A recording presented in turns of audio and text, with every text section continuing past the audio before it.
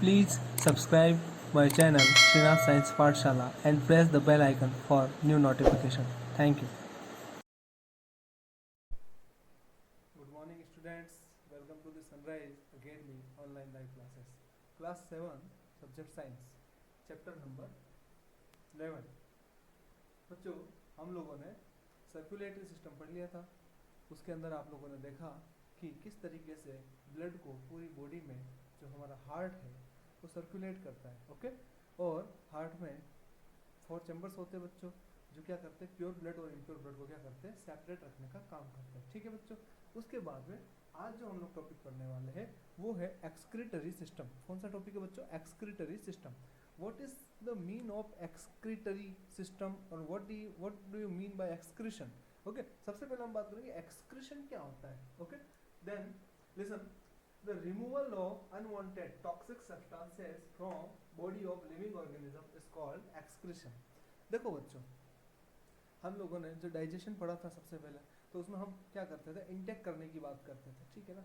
सब कुछ हम हमारी बॉडी में इंटेक करते रहते हैं. ठीक है. जैसे हम लोग एयर इंटेक कर रहे हैं. ओके. रेस्पिरेटरी सिस्टम में हम डाइजेस्टिव सिस्टम के अंदर फूड इंटेक कर रहे हैं. ओके बच्चों. देन ये सब अंदर जाने के बाद में अपना अपना काम करते हैं, अलग अलग तरह से जो इनका फंक्शन होता है वो करते हैं. बट इन सभी के जो मेटाबॉलिज्म रिएक्शंस होती है उनसे कुछ अनवांटेड सब्सटेंस हमारी बॉडी में बनते रहते हैं. ठीक है.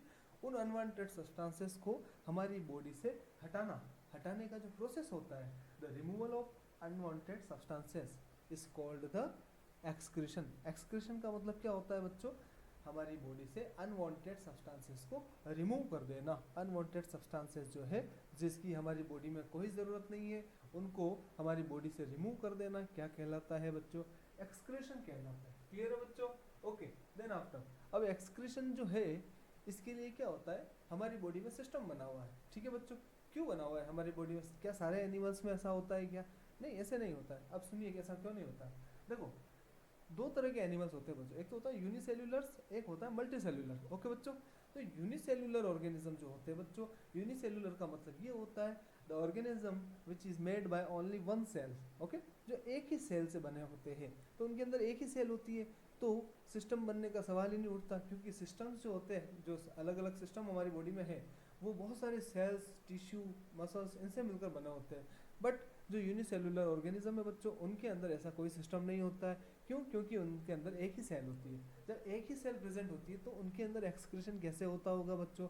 उस सेल की जो सेल मेम्ब्रेन होती है वहाँ से होता है बच्चों. कैसे होता है देख लो.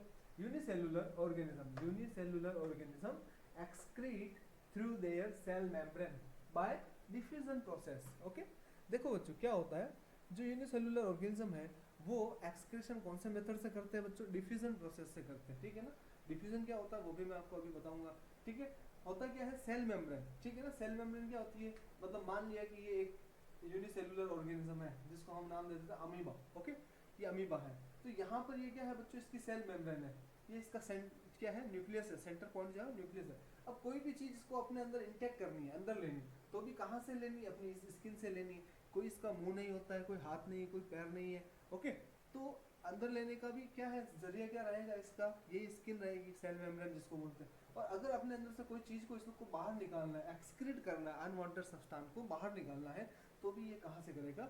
इसी स्किन से या इसी सेल मेम्ब्रेन से बाहर करेगा. अब ये कौन से प्रोसेस होता है? डिफ्यूजन. डिफ्यूजन का मतलब ये होता है बच्चों, जैसे कि अनवांटेड सब्सटेंस की क्वांटिटी बॉडी के अंदर ज़्यादा हो गई और बाहर उसकी क्वांटिटी कम है, तो अंदर क्या होगी? क्वांटिटी ज़्यादा, बाहर क्या होगी? क्वांटिटी कम. तो हाई क्वांटिटी से लो क्वांटिटी की ओर ऑटोमेटिकली चले जाना. ओके. वो क्या कहलाता है? डिफ्यूजन कहलाता है. क्या कहलाता है बच्चों? डिफ्यूजन कहलाता है. इसके बाद हम लोग बात करेंगे मल्टी सेल्यूलर की. किसकी बात करेंगे बच्चों? Multi cellular. और मल्टी सेल्यूलर में क्या होते हैं? All other animals. यूनिसेल्युलर को छोड़ करके जितने भी एनिमल्स हैं वो सब कौन सी कैटेगरी में आएंगे? Multi cellular. ठीक है बच्चों. Multicellular organism have different kind of excretory system and different kind of excretory organs. जो बच्चों मल्टी सेल्यूलर ऑर्गेनिज्म होते हैं, मतलब जो बहुत सारी सेल्स से मिलकर जिनकी बॉडी बनी हुई होती है, जैसे ह्यूमन है, अदर एनिमल्स, आप जो भी आपको एनिमल्स नजर आते हैं ना, कीट पतंगे, बर्ड्स, टाइगर्स, लॉयंस, ओके, ये सारे क्या है बच्चों? मल्टी सेल्यूलर है. ठीक है. तो इनमें क्या होता है? सबका अलग अलग सिस्टम होता है. जैसे फिशेस है वो भी मल्टी सेल्यूलर है.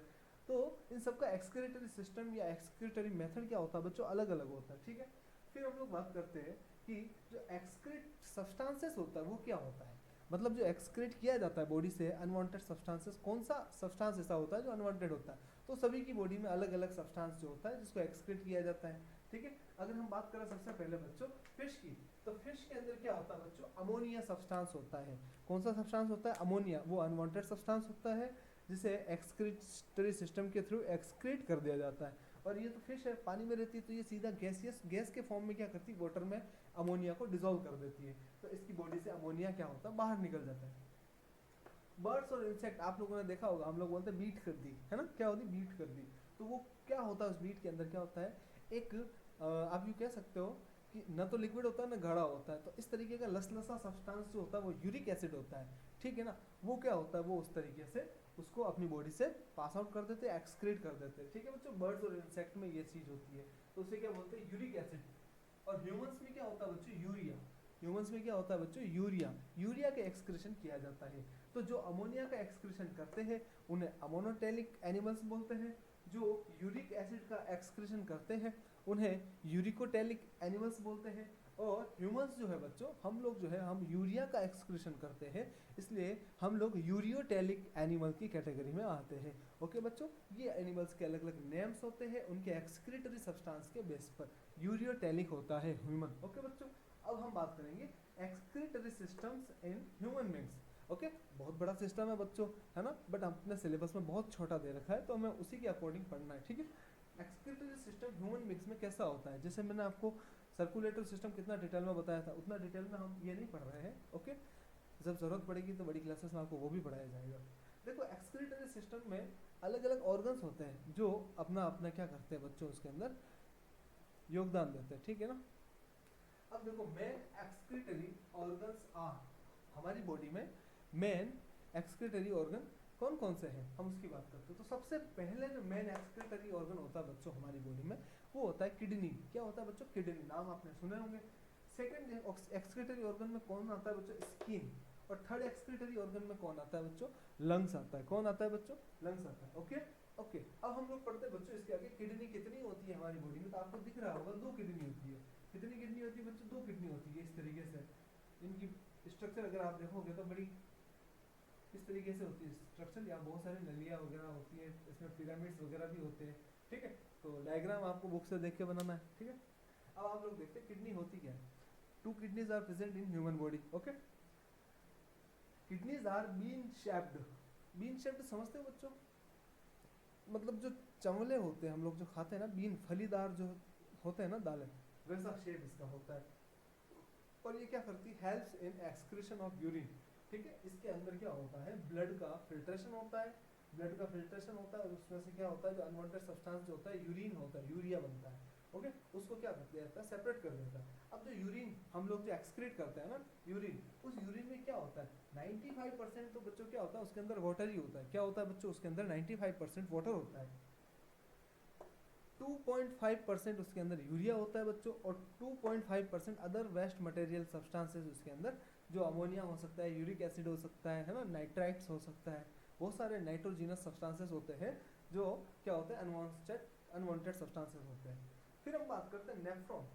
नेफ्रॉन्स क्या होते हैं, देखो बच्चों, ये जो किडनी है ना, इन किडनी की यूनिट होती है जिनसे ये मिलकर बनी होती है। किडनी छोटी छोटी यूनिट से मिलकर बनी हुई होती है। तो किडनी की फंक्शनल यूनिट कौन सी होती है बच्चों, the functional unit of kidney is called nephron. Nephron क्या होती है, एक लंबी चौड़ी स्ट्रक्चर होती है, ट्यूबुल स्ट्रक्चर, जो इसके अंदर बहुत सारी होती है। अप्रोक्सीमेट 1 मिलियन के आसपास क्या होती है किडनीज में, क्या होती है बच्चों, नेफ्रॉन्स होती है। अब ये जो किडनीज है, ये 2 नलियों से क्या हो रहा है, यूरिटर, इन दोनों नलियों को क्या बोलते हैं, ट्यूब्स को, यूरिटर। यूरिटर के थ्रू अपना जो एक्सक्रीट सब्सटेंस होती है, वो उस एक्सक्रीट सब्सटेंस, ब्लड को छानने के बाद जो यूरिया होता है वो किस में डाल देते हैं, इस यूरिनरी ब्लैडर में। यूरिनरी ब्लैडर में ये यूरिया इकट्ठा होता जाता है, और यूरिथ्रा के थ्रू हम क्या करते हैं, इसको बॉडी से पास आउट कर देते हैं। ओके बच्चों, फिर हम बात करते हैं डायलिसिस प्रोसेस क्या होता है। कभी कभी क्या होता है, आप लोगों ने नाम सुना होगा डायलिसिस। क्या होता है, कुछ लोगों में किडनी खराब हो जाती है या डैमेज हो जाती है, तो वो प्रॉपर फंक्शन नहीं कर पाती है। तो किडनी का प्रॉपर फंक्शन क्या है बच्चों, ब्लड प्योरिफिकेशन, क्या सॉरी ब्लड फिल्ट्रेशन, क्या बोलते हैं बच्चों, ब्लड फिल्ट्रेशन ये करती है। तो ब्लड फिल्ट्रेशन अब नहीं हो पाएगा, क्यों, क्योंकि ये डैमेज हो चुकी है। तो ब्लड को फिल्टर करने के लिए एक आर्टिफिशियल सिस्टम लगाया जाता है, जिसमें बॉडी से, ह्यूमन की बॉडी से जो अनफिल्ट्रेट ब्लड है उसको बाहर निकाला जाता है, उसको बाहर फिल्टर किया जाता है, और फिल्टर करने के बाद क्या करते हैं उसके अंदर से जो नाइट्रोजिनस अनवांटेड सब्सटेंस है उसको रिमूव कर दिया जाता है, और बाकी जो ब्लड होता है वापस फिल्ट्रेट ब्लड को बॉडी में एंटर करवा दिया जाता है, ठीक है ना। तो इस प्रोसेस को क्या बोलते हैं बच्चों, डायलिसिस। क्या बोलते हैं, डायलिसिस। तो डायलिसिस एक तरह से आप बोल सकते हो कि आर्टिफिशियल किडनी की तरह क्या करता है, काम करता है। फिर हम बात करते हैं बच्चों सेकेंड एक्सक्रीटरी ऑर्गन जो है हमारी बॉडी में, वो है बच्चों स्किन। अब स्किन आपको पता है कि क्या बाहर निकालती है, ये तो ऑयल ग्लैंड्स होती है, ऑयली स्किन होती है किसी की, किसी को बहुत सारा पसीना होता है, नॉर्मली सभी को पसीना होता है, स्वेटिंग होती है। तो क्यों होती है, क्योंकि हमारे स्किन के अंदर क्या होती है, स्वेट ग्लैंड्स होती है। क्या होती है बच्चों, स्वेट ग्लैंड्स। स्वेट ग्लैंड्स क्या होती है, जो ब्लड स्किन के अंदर से फिल्टर होते हुए आता है, तो वो उसके अंदर स्किन में क्या डालता चला जाता है, उसके स्वेट ग्लैंड्स के आसपास क्या डाल देता है, अनवांटेड सब्सटेंसेस, जिसमें क्या हो सकता है आपकी यूरिया हो सकता है बच्चों, है ना, और नाइट्रोजनस सब्सटेंसेस हो सकते हैं, वाटर हो सकता है, साल्ट होते हैं अलग अलग तरह के। अब जो स्वेटिंग ग्लैंड है वो क्या करती है, वहाँ से स्वेटिंग करती है, पसीना निकालती, तो पसीने में वो जो अनवांटेड सब्सटेंसेस है वो भी हमारी बॉडी से क्या होते हैं, स्किन के थ्रू बाहर निकलते रहते हैं। स्किन पर बहुत छोटे छोटे टीनी पॉर्स होते हैं, छोटे छोटे छेद होते हैं, है ना, उसके थ्रू क्या होता है, पसीना बाहर आता है, स्वेटिंग होती है, और क्या बाहर निकल जाता है, वाटर, सॉल्ट, यूरिया, ये सब क्या होता है, जो अनवांटेड सब्सटेंस होते हैं वो बॉडी से बाहर निकलते रहते हैं। स्वेटिंग और किस में हेल्प करती है, आपको देखा होगा, पसीना, गर्मी लगती है तो पसीना होता है, बट जब पसीना हो जाता है फिर थोड़ी सी भी आपको कहीं पर हवा लगेगी तो आपको बॉडी कूल महसूस होती है, ठंडा लगता है। इट मीन्स क्या होता है, स्वेटिंग जो है बच्चों वो आपके बॉडी के टेम्परेचर को भी मेंटेन करती है। थर्ड बात करता हूँ बच्चों मैं लंग्स की। हमारे बॉडी के अंदर कितने लंग्स होते हैं बच्चों, 2 लंग्स होते हैं। कितने होते हैं, 2 लंग्स, जिसको आप फेफड़े भी कहते हो, ओके। अब ये लंग्स क्या है बच्चों, क्या करते हैं, ये एक प्लेस है जहाँ पर क्या होता है, हम लोग जो रेस्पिरेशन करते हैं ना, तो ऑक्सीजन गैस कहाँ जाती है, लंग्स में जाती है। लंग्स की जो वॉल्स है वहाँ पर क्या होती है, छोटी छोटी ब्लड की कैपिलरीज होती है, उस ब्लड के अंदर क्या होती है, CO2 होती है, ओके, कार्बन डाइऑक्साइड। तो उस कार्बन डाइऑक्साइड को डिफ्यूजन प्रोसेस से लंग्स में डाल दिया जाता है, और लंग्स के अंदर जो ऑक्सीजन हम लोगों ने अभी ली थी रेस्पिरेशन में, उसको ब्लड के अंदर ले लिया जाता है। तो डिफ्यूजन प्रोसेस होता है, वहाँ पर गैसों का क्या होता है, एक्सचेंज होता है। तो कुल मिलाकर कार्बन डाइऑक्साइड जो हमारी बॉडी के लिए जरूरत नहीं है उसकी, तो वो क्या कर दी जाती है, वहाँ से रिमूव कर दी जाती है। तो रिमूव क्यों किया जा रहा है, क्योंकि जरूरत नहीं है। तो अनवांटेड सब्सटेंस हो गया, अनवांटेड सब्सटेंस को रिमूव करने में लंग्स भी क्या करते हैं बच्चों, हेल्प करते हैं। इसी तरीके से लीवर भी होता है बच्चों, है ना, वो भी हेल्प करता है कोलेस्ट्रॉल्स वगैरह को तोड़ने में। इसमें तो बहुत सारे क्या होते हैं, एक्सक्रीटरी ऑर्गन होते हैं जो हमारी हेल्प करते हैं एक्सक्रीशन प्रोसेस में। तो ये बच्चों मैंने आज आपको एक्सक्रीटरी सिस्टम के बारे में बता दिया था, जो कि बहुत ब्रीफ में बताया गया है, आपके सिलेबस में इतना ही है, ठीक है बच्चों।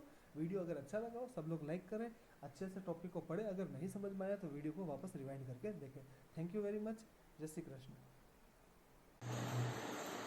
Thank you for watching us, dear students and dear friends. Please subscribe my channel Srinath Science Pathshala and being with me for new notification. Thank you very much.